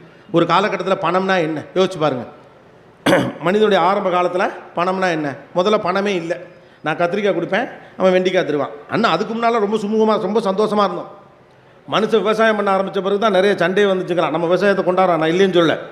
முதல்ல மனுஷன் என்ன பண்ணான்னா அவனுக்கு பிடிச்சதை பிடிங்கி தின்னுக்கு இருந்தான். எல்லாருக்குமான கொஞ்சம் உயரமாக இருக்கவன் மேலே இருக்கிறத பிடிங்கி திம்பான், கொஞ்சம் உயரம் குறையாக இருக்கேன் கீழே இருக்கிறத பிடிங்கி திம்பான், பிடிச்சதை பிடிங்கி திம்பாய். இல்லைன்னா அண்ணன் இந்த எட்டலை எடுத்து கொடுமா, அவன் பிடிங்கி கொடுப்பான். அவ்வளவுதான். போகிற இடத்துல தங்கினாங்க, யாருக்கும் எந்த இடமும் சொந்தம் கிடையாது. தங்குற இடம் சொந்த இடம், தங்கிட்டு போயிட்டே இருப்பான். மனுஷன் மூவிங்லேயே இருந்தான். சேப்பியன்ஸ் புத்தகத்தில் அற்புதமாக அவால்வரா சொல்கிறாரு, மனிதன் தன்னை காப்பாற்றிக் கொள்வதற்காக கோதுமை விதைத்தான், கடைசியில் கோதுமையை காப்பாற்றுவதே அவன் வேலையாகி போனது அப்படிங்கிறார். மனுஷன் தன்னை காப்பாற்றுறதுக்காக கோதுமை விதைச்சானா, கோதுமை விதைக்கிற வரைக்கும் அவனுக்கு கிடைச்சதெல்லாம் சாப்பிட்டான், எல்லாருக்கும் எல்லாம் இருந்துச்சு. கோதுமை விதைச்சவனே விதைச்சவன் பெரிய புத்தாலி ஆகிட்டான், அவனுக்கிட்ட அதிகாரம் வந்துருச்சு. கோதுமையை ஈயெல்லாம் வந்து திங்கவும் ஈய விரட்டுறதுக்கு நாங்கள் உட்காந்தான். வளர்ந்து நின்றவனே குதிரையில் வந்த கொள்ளையர்கள் எல்லாம் திருட வந்தாங்க, கருவிகள் செய்ய ஆரம்பித்தான், அவங்களோட சண்டை போடணும்ட்டு. கடைசியில் கோதுமை விளையிற வரைக்கும் நகரவே முடியல, குடிசையை போட்டு அங்கேயே உட்காந்துட்டான். சந்தோஷமாக தெரிஞ்சவன் ஆக்கி தின்னணும்னு ஆரம்பித்தப்போ வந்துச்சு பிரச்சனை அப்படிங்கிறான். கோதுமை தன்னை காப்பாற்றும் என்று விதைத்தான் மனிதன், கோதுமையை காப்பாற்றுவதே மனிதனுக்கு பிரச்சனையாகி போனது. ஒவ்வொரு காலகட்டத்தில் ஒவ்வொன்று, ரைட்டா? அப்படி விதைச்சோம், வளர்ந்தோம், போனோம். ஒரு இடத்துல காசுன்னு ஒன்று வந்துச்சு. காலனா கொடுத்தா கத்திரிக்காய், அரையனா கொடுத்தா முருங்கைக்கான்னு ஏதோ ஒன்று நடந்துச்சு. அப்போ அதற்குடைய பேர், எனக்கு தேவைப்படக்கூடிய ஒன்றை நான் வாங்குவதற்கான பயனை தருவதன் பெயர் பணம். That is the meaning of money on those days. அடுத்த கட்டம் என்ன பார்த்தானுங்க, காசு இருந்தால் பொருள் வாங்கலாம் போல் இருக்கு. இப்போ காசை கொஞ்சம் சேர்ப்போம் அப்படின்னு நினச்சான். காசை சேர்த்தா நம்ம எப்போ வேணாலும் பொருள் வாங்கிக்கலாம். உழைச்சி காசு வாங்கி போய் பொருள் சேர்ப்பதற்கு பதிலாக காசை சேர்த்து வச்சோம்னா நம்ம இருக்கலாம், பாதுகாப்பாக இருக்கலாம். அப்போ meaning of money is safety. இரண்டாவது தலைவர் என்ன பண்ணிச்சு, பணத்துடைய நோக்கம் என்பது பாதுகாப்பு, பணம் என்பது பாதுகாப்பின் குறியீடு என்று மனிதன் நம்பினான். அடுத்த கட்டத்தில் பார்த்தான், பணம் வச்சுருக்கவனுக்கு தாண்டா மரியாதை இருக்குது. நிறைய பணம் இருக்கிற போது ஐயா வணக்கம் அப்படிங்கிறாங்க, மற்றவெல்லாம் மதிக்க மாட்டேங்கிறான். நமக்கு எலும்பு துண்டை குறைச்சி விட்டாங்க, கறியில் குழம்பு மட்டும் காட்டிட்டாங்க, கரண்டியை காட்டிட்டு போயிட்டாங்க. இப்போ பணம் இருந்தால் அவன் மதிப்பான். பணம் தான் அதிகாரம் அப்படின்னு நம்பினான். அடுத்த தலைமுறையில் பணம் என்பது அதிகாரமாக மாறியது. பணம் என்பது அதிகாரமாக மாறியது. அப்போ தான் யோசிச்சான், அதிகாரம் மட்டும் இருந்தால் பத்தாது, அடுத்த தலைமுறையும் அதிகாரத்தோடு இருக்க வேண்டும் அப்படின்னா. நான் மட்டும் சம்பாரித்து ஆளாகி பெரிய ஊருக்குள்ளே பெருசாக இருந்துட்டா பத்தாது, எனக்கு வரப்போகிற பிள்ளைகளும் அதிகாரத்தோடு இருக்கணும்னா அவங்களுக்கு நான் சேர்க்கணும். ஒரு வீடு இல்லை 2 வீடு வாங்க, ஒரு தோப்பு இல்லை 2 தோப்பு வாங்க, ஒரு காரு இல்லை 2 காரு வாங்க, ஊர்லெல்லாம் இடம் வாங்கி போடு, எல்லாம் பண்ணு. அப்போ அடுத்த தலைமுறைக்கு என்ன பண்ணுச்சு? அதிகார பகிர்வுன்னு ஆச்சு. பணத்துடைய நோக்கம் அதிகார பகிர்வு. அந்த கட்டத்தில் தான் நம்மளுக்கெல்லாம் அப்பா கட்டின வீடு வந்துச்சு. இப்போ இருக்க பசங்களுக்கு இந்த ஜெனரேஷன்கிட்ட பணம்னா என்னென்னு கேளுங்களேன். ஜஸ்ட் 1000 rupeesமா அப்படிங்கிறான். இவருக்கு ஈரக்கொலையெல்லாம் நடுங்குதுட்டே. 1000 ரூபாடா, 1000 ரூபா இல்லைப்பா, 1000 ரூபா, 5000 தோலை தூக்காதங்கிறாங்க. இந்த ஜெனரேஷனுக்கு மணி இஸ் ஜஸ்ட் ஃபன், அவ்வளோதான். வாழ்க்கை வாழ்வதற்கே இவனுடைய கணக்கே அவ்வளோ மட்டும்தான். Money is fun. ஏன்னா அவங்க பயம் இல்லை. நம்மளை மாதிரி நாளைக்கு காலையில் என்ன அவங்கிற நடுக்கம்லாம் இல்லை. வளர்ந்த தேசத்தின் பிரஜைகள் அவர்கள். கொடி கட்டி அப்படி காய போட்டிருக்கு வாய்ப்பு. என்ன வேணாலும் எனக்கு வேணுங்கிறத நான் பிடிச்சி எடுத்துப்பேன். மீ எனக்கு பிடிச்சது வேணும். அவனுக்கு பயம் இல்லை. நம்ம நினைக்கிறோம் அதை தாந்தோண்டித்தனம்னு நினைக்கிறோம். அது ஒரு நம்பிக்கையின் இன்னொரு குறியீடு தான். அவனுக்கு நமக்கு வாய்ப்புகள் இல்லாத காலகட்டத்தில் பத்திரமா வச்சுக்கணும்னு நினச்சான். அவனுக்கு என்ன, நாளைக்கு காலையில் போனால் அவன் செய்கிறான். ஒரு மாதம் முழுக்க வேலை பார்த்து 1 லட்ச ரூபா பணம் சம்பாரித்து 2 லட்ச ரூபாய்க்கு பார்த்தி வைக்கிறாங்க. இங்கிட்ட அப்படியே அவங்க குடும்பமே கொண்டு போயிட்டு கொலசாமிட்டு அழுகுது, ஐயோ இப்படி பிள்ளை உருப்படாமல் போச்சேன்னு. அவன் அடுத்த மாதம் 2 லட்ச ரூபா சம்பாரிச்சிருவான். அவரை பொறுத்த வரைக்கும் மணி இஸ் ஃபன். அப்போ பணத்தினுடைய மீனிங் மாறிக்கொண்டே இருப்பதை போல வாழ்க்கையுடைய மீனிங் மாறிக்கிட்டே இருக்குது. இந்த பிள்ளைகள் உங்களுக்கு யார்? ஒவ்வொருத்தருக்கும் ஒவ்வொரு அடையாளம். கலீல் ஜிப்ரான் ஒரு இடத்துல சொல்கிறார், இந்த பிள்ளைகள் உங்கள் மூலமாக பூமிக்கு வந்தவர்கள் என்று உங்களுக்காக வந்தவர்கள் அல்ல அப்படி. வைரமுத்து இன்னும் சூப்பராக அதை சொல்லுவார். ஜப்பானில் ஒரு பிள்ளை அறிவாளியாக பெறப்படுகிறது. அமெரிக்காவில் ஒரு பிள்ளை விஞ்ஞானியாக பெறப்படுகிறான். ஏதோ இன்னொரு நாட்டு பேரை சொல்லி அங்கே வந்து ஒரு ஆசிரியனாக பெறப்படுகிறான். இந்தியாவில் மட்டும்தான் ஒரு பிள்ளை கொல்லிக்காக பிறக்கப்படுகிறது அப்படின்பார். இந்தியாவில் மட்டும்தான் ஒரு பிள்ளை கொல்லிக்காக பெற்றெடுக்கப்படுகிறது. ஒன்றுமே இல்லைனாலும் கொல்லி வைக்க ஒரு பிள்ளை வேணும். கொண்டே விட்டால் சாம்பல் தரப்போகிறான் சொம்புல, விவேக் சொல்கிறது மாதிரி. இப்போலாம் அதுக்கெலாம் ரூட்டே கிடையாது. தம்பி கிளம்புங்க தம்பிங்கிறாங்க, பின்னாலே வந்துடுது சொம்பு நாம் கிளம்புறதுக்கு முன்னால். இதுக்கு ஒருத்தனை கஷ்டப்பட்டு பெற்று வளர்த்து ஆளாக்கி சந்தானம் சொல்கிற மாதிரி ஆரம்பத்துலேருந்து பறிச்சு பேசாமல் பருத்தி மூட குடோன்லேயே இருந்திருக்கலாம். த பர்பஸ் அப்போ என்ன? அப்போ இதெல்லாவற்றையும் நீங்கள் மாற்றுங்கள். இது அவர்களுக்கான உலகம். இந்த உலகத்தில் அவங்க எக்ஸ்ப்ளோர் பண்ணுறதுக்கு நிறைய விஷயங்களை ட்ரை பண்ணுவாங்க. அதெல்லாம் உங்களுக்கு மனசுக்கு சங்கடமாக இருந்தாலும் கூட நீங்கள் ஏற்றுக்கொள்ளதான். அவர்கள் தங்கள் சுதந்திரத்தின் மீது கூடுதல் கவனத்தோடு இருக்கிறார்கள் அப்படின்னு நினைக்கிறான். எந்த சின்ன சிராய்ப்பும் எனக்கு வந்துவிடக்கூடாது என்பது ரொம்ப ஃப்ரஜைலாக இருக்கிறார்கள் இந்த தலைமுறை பிள்ளைகள். காரணம், அவர்களுக்கு எதிர்ப்பு நிலை கிடையாது, வாழ்வியல் கூறுகள் இல்லை. அவர்கள் புழங்குகிற கருவிகள் அவர்களை எதிர்ப்பது கிடையாது. அவர்கள் எதையெல்லாம் பெரிது நினைக்கிறார்கள் அவை அனைத்தும் அவர்களுடைய சொல் பேச்சு கேட்கின்றன. அலெக்சா ப்ளே தி சாங் என்றால் அலெக்சா கேட்கிறது. அலெக்சா யாருன்னு இவனுக்கு தெரியாது, அலெக்சாக்கும் இவனுக்கு தெரியாது. சிரி கால் ராமகிருஷ்ணன் அப்படின்னா சிரி நேராக ராமகிருஷ்ணன் கால் பண்ணும். 3 ராமகிருஷ்ணன் கால் பண்ணிச்சுன்னா is it A Ramakrishnan or B Ramakrishnan or C Ramakrishnan அது உங்களை கேட்கும். அதை விட அது எந்த அளவுக்கு புச்சாலி ஆயிடுச்சுன்னா, இந்த சிரி ஆப்பிளில் இருக்கிற சிரி, அது சிரின்னு சொல்கிறதுல நம்மளால கொஞ்சம் தடுமாறி ஸ்ரீன்னு சொல்கிறாங்க. இப்போ ஸ்ரீன்னு சொன்னாலும் அது கேட்குது, அதையும் கண்டுபிடிச்சிச்சு. இவங்களை வாயில் வராது உள் இருக்கு. அன்றைக்கி ஒருத்தர் ஸ்ரீ காலுங்கிறாரு, என்னங்க ஸ்ரீன்னு சொல்கிறான் கேட்குதுன்னு பார்த்தா, இல்லையே அது பேர் சிரியா, நான் ஸ்ரீன்னு தான் அப்போலேருந்தே கூப்பிட்றேன் அப்படிங்கிறாப்புல. அவர் அது பேரே ஸ்ரீனே நினச்சிக்கிட்டே இருந்திருக்காப்புல. என் பொண்டாட்டி பேரும் அது பேரும் ஒன்றுன்னு ரொம்ப சந்தோஷமாக இருந்தேனே, அது பேர் ஸ்ரீ இல்லையா சிரியா அப்படிங்கிறார். அப்போது எதிர்த்து பேசாத கருவிகளோடு பேசி புழங்கியவர்களுக்கு எதிர்ப்புனா என்ன, மாற்று கருத்துனா என்ன அப்படிங்கிறது பெரிய கேள்விக்குறியாக இருக்கிறது. அப்போ இந்த பிள்ளைகளிடம் நீங்கள் உத்தரவிட முடியாது, உரையாடத்தான் முடியும். You have to be prepared for a discussion, not a debate. Discussion நீங்கள் தயாராக இருக்கணும். உங்களுக்கு சமமானவர்களாக நீங்கள் அவர்கள் நடத்தவில்லை என்றால் அவர்கள் காது கொடுப்பார்கள், உங்களுக்கு மனசு கொடுக்க மாட்டார்கள். இதெல்லாம் உடனே நீங்கள் இந்த காலத்து பிள்ளையிலே மோசமாகிடுச்சு, வீணாக போனவங்க, உருப்படைய மாட்டாங்க, வேலை நல்லா இருக்க மாட்டாங்க, பெத்த பிள்ளையிலே மண்ணவாரி தூத்துறது. No, this is the period where they born with their own technology and there don't expect any reciprocation from them. தின்ன வைத்த முன்ன வச்சுக்கிட்டு இப்படி பண்ணுறியே, உன்னை பெத்தெடுக்க நான் இவ்வளோ பற்றி சிரமம், அம்மா கிரிஞ்சு மாதிரி பேசாத, பூமர் மாதிரி உளராத, என்ன மேட்ரோ அதுக்கு வா அப்படின்றாய். நீ பெத்தெடுக்க சிரமப்பட்டு நான் என்ன பண்ண, பெத்துக்காம இருந்துடுறாய். அடுத்த கட்டம்லாம் நானாக கேட்டேம்மா. அப்போ முன்னாலாம் இது மாதிரி அம்மா சொன்னால் உடனே சரிம்மா இட்லிக்கு முட்டில் நம்மளா அப்படியே வைமா தின்னு தொலைறேன்னு தின்றுவாங்க. முன்னாலாம் அம்மாக்கெல்லாம் சட்னி செய்யலைன்னா கூட அதுக்கு இந்த டைலாக் சொல்லுவாங்க, உன்னை பெத்தெடுக்க எவ்வளோ சிரமப்பட்டு தெரியுமா, ஏம்மா 2 இட்லிக்கெல்லாமா பெத்தெடுக்கிற மேட்டர் எடுக்கிறது. அப்போ conversations with emotions one walk, conversations with sensibility walks.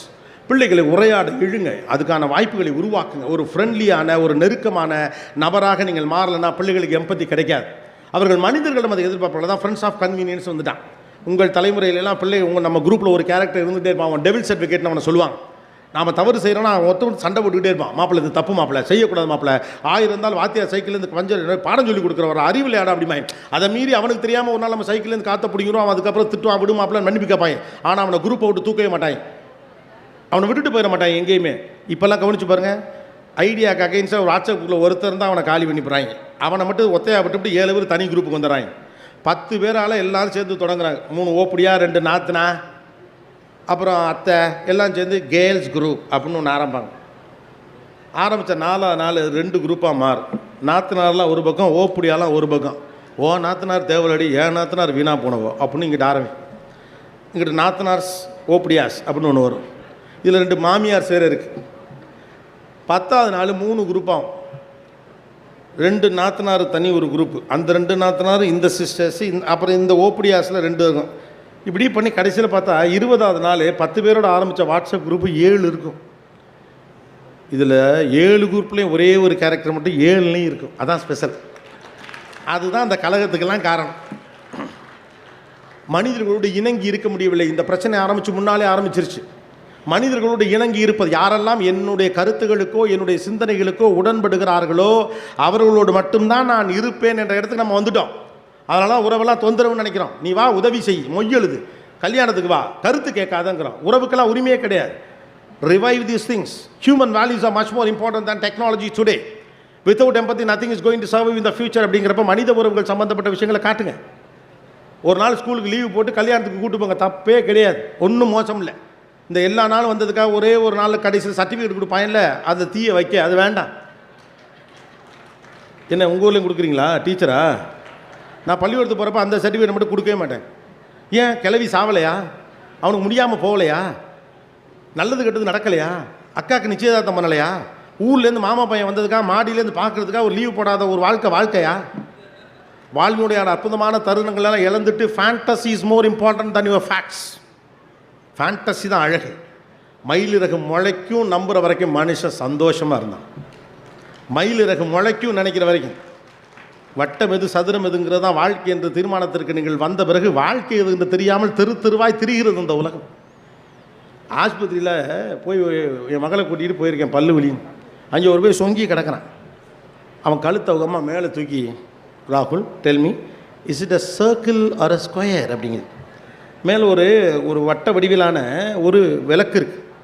அப்போ கூட அந்த அம்மா இது சர்க்கிளா இல்லை சதுரமாக வட்டமானு சொல்லுங்க. அவனுக்கு தெம்பே இல்லை. அவனே தோலை தொங்க போட்டு கிடக்கிறான். அவன் என்ன என்னவானு தோணுச்சு.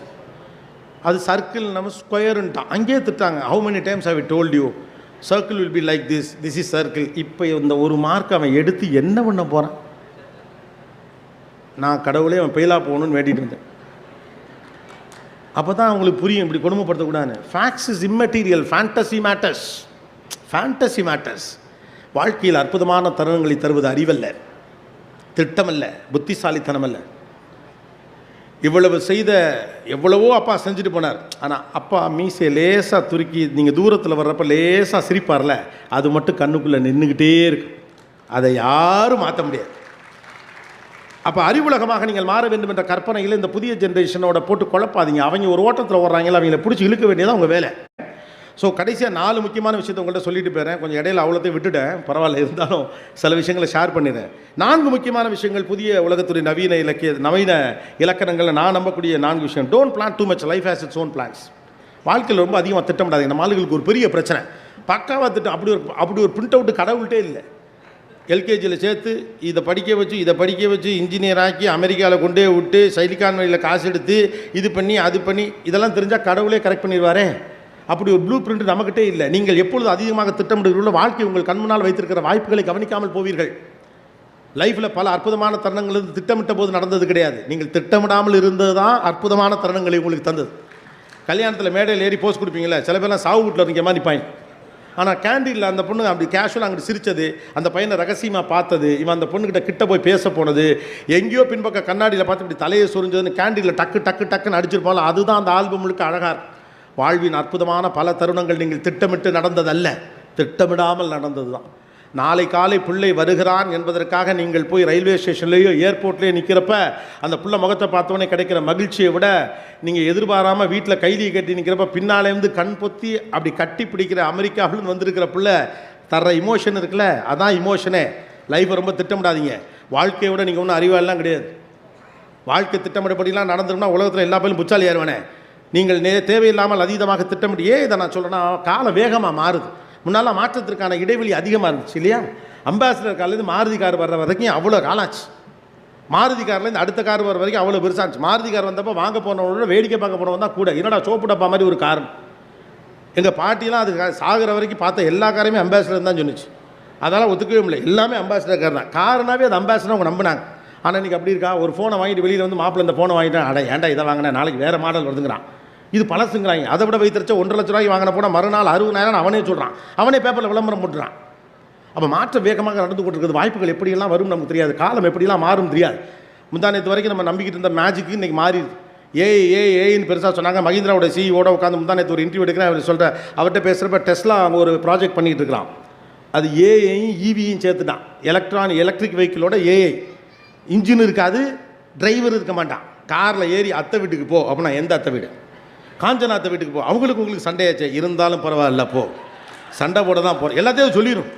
கம்ப்ளீட்லி எல்லாத்தையும் அது சொல்லிடும். அது பழைய டேட்டாலேருந்து எடுக்கும். அத்தைக்கு உங்களுக்கு பிரச்சனையாச்சு இருக்குது தெரியும். அன்றைக்கி ஒரு 2 வார்த்தை பேசணும்னு நினச்சேன், அதை மறந்துட்டேன். இப்போ அதை பேசுறதுக்காக தான் போகிறேன். நேராக அத்தை வீட்டு வாசலில் வண்டி போய் நிற்கும். நான் இருக்கட்டா கிளம்பட்டா, செத்தரு அடித்தாங்கன்னா தப்பிக்கணும், உடனே வந்துடுறேன். உள்ளே ஓடி வரல, அங்கேருந்து திட்டுதுன்னு ஓப்பன் த டோர் அப்படின்னு பாஞ்சுனா மறுபடியும் வீட்டில் கொண்டே மாடியில் கொண்டே இறக்கிட்டு பயலுகள்லாம் மாடியில் நேராக பாராசூட்டில் குதிப்பாங்க. எவனுக்கு தெரியும்? அங்கே உட்காந்து எல்லுசாமின்னு ஒருத்தர் நம்மால் தான் அந்த டிசைன் பண்ணுறவர் ஒரு தமிழர். ஏஐயும் ஈவியையும் சேர்த்து டெஸ்லாக்கு கார் பண்ணுற நம்பால். E6 வருதுல இப்போ, அப்படி பார்த்தா அப்படி பந்தாவும் ஒரு காரு, அதை டிசைன் பண்ண ஒரு நாமக்கல் காரு, நம்பால் தமிழர்கள். ரைட்டா? அப்போ ஏஇவி டெக்னாலஜி வருது. அப்போ டெக்னாலஜி மாறிட்டே இருக்குது, உலகம் மாறிட்டே இருக்குது, நுவான்சஸ் மாறிட்டே இருக்குது, ஐடியா மாறிட்டே இருக்குது, மூட் ஸ்விங் மாறிட்டே இருக்குது, சைக்காலஜி மாறிட்டே இருக்குது, டேஸ்ட் மாறிட்டு இருக்குது, சினிமா மாறிட்டு இருக்குது, மீடியம்ஸ் மாறிட்டு இருக்குது. அப்போ இவ்வளோ மாற்றங்கள் வேகமாக நடக்கிற காலத்தில் அதுக்கான இடங்கள்லாம் கொடுக்காம நீங்கள் வாழ்க்கை அதீதமாக திட்டமிட்டிங்கன்னா லைஃப் ஒர்க் அவுட் ஆகாது. அதனால் அப்பாக்களுக்கு தான் இந்த வேண்டுகோள். லைஃப்னால் ஒரு பிளான் இருக்கணும். ஒரு மண்ணு வேணாம், பேசிக் பிளான் போதும். நீங்கள் படித்த படிப்பை யோசிச்சுக்கிட்டே மெக்கானிக்கல் இன்ஜினியர் படிக்க வைக்கிறேன், சிவில் இன்ஜினியர் படிக்க வைக்கிறேன், இது படிக்க வைக்கிறேன், அது படிக்க வைக்கிறேன்ட்டு யோசிச்சுக்கிட்டு கொஞ்சம் சேர்ப்பீங்க. 15 வருஷம் கழிச்சு அது என்ன போகுதுன்னு எனக்கு தெரியாது. பயல்களுக்கு ரொம்ப சந்தோஷம். உங்களுக்கு 5 நிமிஷம் இருக்குடி, கடைசியாக வெயிட் பண்ணுங்கள். பயல்கள்லாம் அண்ணன் நல்லா பேசுகிறாரு, நல்லா திட்டுறாரு, நமக்காக அண்ணன் தாண்டா பேசுகிறாரு அப்படி என்னை நம்பி கைத்தட்டிடாது. கடைசி 5 மினிட்ஸ் உங்களுக்கு தான். Second important thing, don't choose when you are desperate, you will choose the wrong one. இது பசங்களுக்கு. நீங்கள் டெஸ்பரேட்டாக இருக்கப்போ ஒன்று சூஸ் பண்ணாது. ரொம்ப பசியோடு இருக்கப்போ சரியானதை சாப்பிட மாட்டீங்க, பசிக்கு தான் சாப்பிடுவீங்க. நீங்கள் டெஸ்பரேட்டாக இருக்கப்போ ஒன்று சூஸ் பண்ணாதீங்க. லவ் பண்ணியே ஆகணும்னு நினைக்கிறவன் ஏதாவது ஒரு பிரச்சனையை கல்யாணம் வந்துடுவான். லவ் பண்ணியே ஆகணுங்கிறவன் காதல் வர்றப்போ வரட்டும், அதை அனுபவிச்சு என்ஜாய் பண்ணி காதலிக்கிறங்கிறவன் கரெக்டான ஒரு ஆளை காதலிப்பான். இல்லைன்னா ஒரு பிரச்சனையை கல்யாணம் பண்ணி கூட்டியாந்துவான். Don't choose. ஏன்னா இன்றைக்கி ஆப்ஷன்ஸ் நிறையா இருக்கிறதுனால சொல்கிறேன். ஒன்று வேணும் அப்படிலாம் இருக்கணுங்கிற அவசியம்லாம் இல்லை உலகத்தில். நான் காதலுக்கு எதிராக சொல்ல, காதலிங்க சந்தோஷமாக இருங்க, நல்லா இருங்க. காதலை கடக்காதவர்கள் யாருமே இல்லை. இதெல்லாம் போங்கு.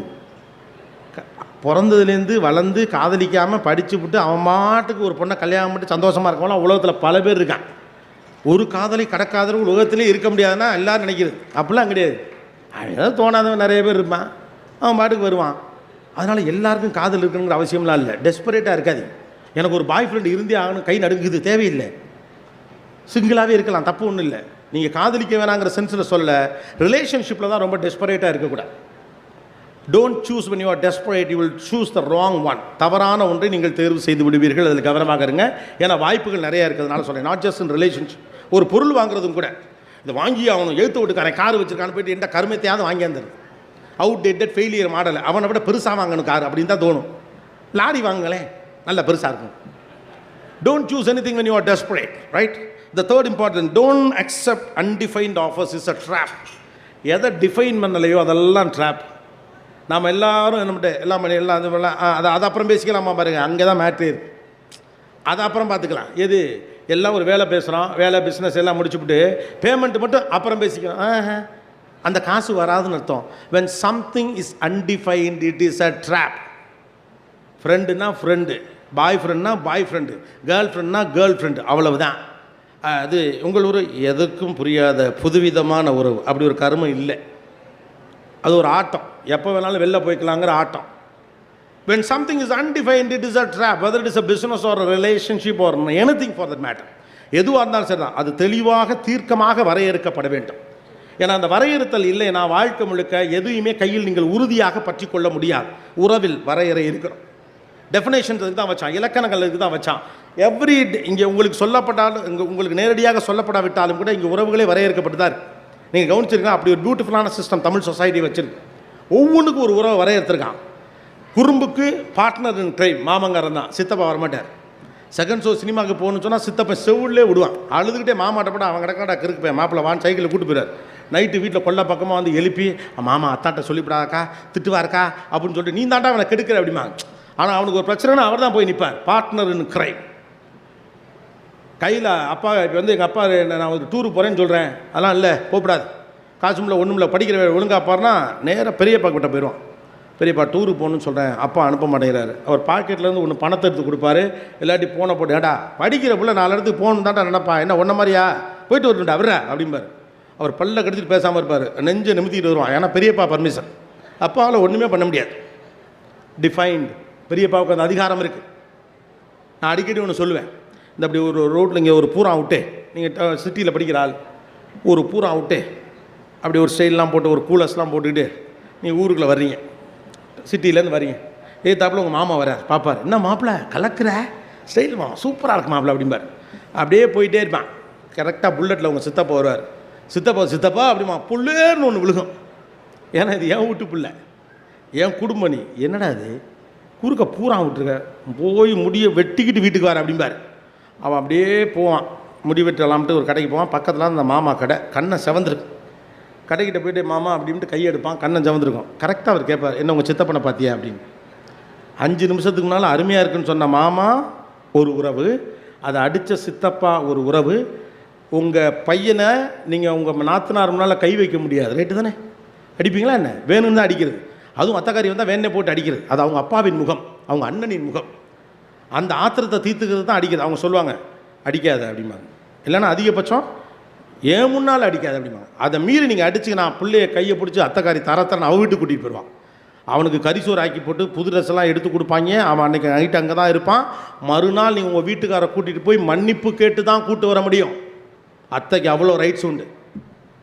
ஒரு பெண் தன் ரகசியத்தை தன்னுடைய அத்தைக்கார்ட்ட தான் சொல்வாள். தனக்கு ஒரு காதல் வருகிறது என்றால் அத்தையிடம் தான் போய் சொல்வாள். அவள் எடுத்தவொடனே சரியா தப்பான்னு பார்ப்பா, சரியானா அவள் பேசுவாள், சித்திட்ட போய் சொல்ல மாட்டாள். There is a definition. அத்தைக்கு ஒரு டெஃபினேஷன், மாமனுக்கு ஒரு டெஃபினேஷன், சித்தப்பாக்கு ஒரு டெஃபினேஷன். நம்ம பழக்க உறவுகளே எப்படி பழக்கம் தெரியுமா? சில பேரை அத்தை என்றும் மாமா என்றும் அழைப்போம். அப்பாவுடைய நண்பர்கள் சில பேரை சித்தப்பான்னு அழைப்போம். அந்த உறவு அப்படி தான் இருக்கும். அந்த சித்தப்பா நீங்கள் அழைக்கிற உறவு பாருங்கள், ரொம்ப கண்டிப்பாக இருப்பார். நம்ம சொந்தக்காரே கிடையாது, ஆனால் அவர் ரொம்ப கண்டிப்பாக இருப்பார் உங்களோட. உங்கள் அப்பாவின் ஒரு உறவை, நண்பரை நீங்கள் பெரியப்பா என்று சிறு வயதிலிருந்து அழைத்திருப்பீர்கள். அவர் பெரியப்பா கண்டிப்போடு தான் இருப்பார். நீங்கள் போகிறப்பெல்லாம் அவங்களுக்கு காசு கொடுத்துக்கிட்டே இருப்பார். ஏதாவது வாங்கிக்கிடாம அவருக்கு வந்து ஒரு பொருளாக வாங்கி கொடுத்து பாசாங்கு செய்கிற பழக்கம்லாம் கிடையாது, காசு தான் கொடுப்பார். காலேஜ் படிக்கிற பிள்ளை கையில் காசு வச்சுக்கடா, 4 இடத்துக்கு போகணும், ஆனால் செலவு பண்ண முடியாது, சரியா அப்படிம்பார். அப்புறம் என்னடா காசை கொடுத்தா ஒரு அப்பாவாகவே நடந்துப்பான். That it is define. இப்போ எதுவுமே டிஃபைன்டு கிடையாது. ப்ரோங்கிறாங்க. யாரா ப்ரோ? பையனும் ப்ரோ, பொண்ணும் ப்ரோ, போகிறவன் ப்ரோ, வாரவன் ப்ரோ. கன்வீனியண்ட்டாக இருக்குது. எல்லாரையும் அண்ணேங்கிறாங்க, எல்லாரையும் அக்காங்கிறாங்க. அக்கா யூ ஆர் ஸோ க்யூட். என்னடா அக்காங்கிறீங்க, அப்புறம் ஸோ க்யூட்டுன்னு வேறு சொல்கிறீங்க. Nothing is define. அப்போ சில உறவுகளின் பெயர்களை கூட வீட்டில் சொல்லுங்கள். அத்தாச்சிங்கிற வார்த்தையெல்லாம் மழுங்கிடுச்சு, இல்லவே இல்லை. அத்தாச்சி என்பதெல்லாம் எவ்வளோ அற்புதமான வார்த்தை. அத்தாச்சி, அத்தாலாம் கிடையவே கிடையாது. அப்போ கொஞ்சம் பழமைக்கு திரும்புங்கள். அதுக்காண்டி பழசு விட்டுன்னு போயிடாதீங்க. காலையிலே எந்திரி, ஓகே தாத்தா போட்டாக்க மாலை போடுன்னு ஆரம்பிச்சு விட்டாதீங்க. கோபிநாத் சொன்னான். நான் சொல்லுவது என்னென்னா, balance, striking the balance is much more important than giving an advice today. தான் இன்றைக்கு அறிவுரைகளை வழங்குவதை விட சரியான இடத்துல பேலன்ஸை ஸ்ட்ரைக் பண்ணும். So don't accept whether it is relationship or business or anything for that matter when something is undefined it is a drop. எது வரையறுக்கப்படவில்லையோ அது வலை. கவனமாக இருக்கணும். ஓகே, கண்டிஷன் சப்ளைங்கிறது தான் இன்றைக்கி வலை. உங்களுக்கு புரியுற மாதிரி சொல்லணும்னா சின்னதாக ஸ்டார் ஒன்று போட்டு கண்டிஷன் சப்ளைன்னு போட்டிருக்காங்கல்ல, அதான் வலை. இஎம்ஐ ஸ்டார்ட்ஸ் ஃப்ரம் 3550 போடுறான்ல, அதான் வலை. அதோட விலை 6 லட்சம். 6 லட்சம்னு சொன்னால் பயமாக இருக்கும். அதனால் 3500 3500 போல் இருக்குது, அதான் வலை. when something is not defined, it is a trap. 4வது, don't blame situations or people have a control over it. சூழ்நிலைகள் மீது மனிதர்கள் மீது பழி சொல்லாதீர்கள். அதை உங்கள் கட்டுப்பாட்டுக்குள் கொண்டு வருவதற்கான பக்குவத்தை ஏற்படுத்திக் கொள்ளுங்கள். சில விஷயங்களை உங்களால் டிஃபைன் பண்ணவே முடியாது. we are looking for freedom, we are not ready to take responsibility. யாரெல்லாம் ஸ்டூடெண்ட்ஸ்? பசங்கள்லாம் S, we want freedom, right? But we are not taking responsibilities. Freedom comes with responsibility. Authority comes with responsibility. உங்களுக்கான சுதந்திரம் என்பது உங்களுடைய பொறுப்பிலிருந்து வருகிறது. நான் நினைத்தது போல் இருப்பதெல்லாம் சுதந்திரம் என்பதெல்லாம் புதிய அரைவேக்காட்டுத்தனத்தின் உச்சம். நீங்கள் நினைப்பது போல இருக்க வேண்டும் என்று ஒரு நாளும் நினைக்காதீர்கள். எப்போது நீங்கள் பொறுப்போடு இருக்கிறீர்களோ இயல்பாகவே வீடு உங்களுக்கு அதற்கான சுதந்திரத்தை தரும். தானாக தந்துடுவான். அது நீங்கள் கேட்டெல்லாம் தருங்கிற அவசியம்லாம் கிடையாது. மிக பொறுப்பாக இருக்கிற அண்ணனை ஒன்றுமே கேட்க மாட்டேங்கிற அப்படிமா. வீட்டுடைய மூத்த அண்ணன்கள் இறுகிய முகத்தோடு இருப்பார்கள். தமிழ் சூழலை நீங்கள் கவனிச்சு பாருங்கள். வீட்டின் மூத்த அண்ணன் உங்கள் அப்பா அவங்க விட்டுட்டு எங்கள் அப்பா சிரிக்கவே மாட்டார் அப்படிமி. சில மனைவிலாம் சொல்லுவாங்க, என் புருஷன் சிரிச்சு நான் பார்த்ததில்லை. வீட்டோட மூத்த அண்ணன் இறுகிய முகத்தோடு இருப்பான், தந்தையின் இடத்தில் இருக்கிறவன். அந்த அண்ணன் வந்து பேசவே மாட்டாங்க யாரும். அந்த அண்ணனா பயம்.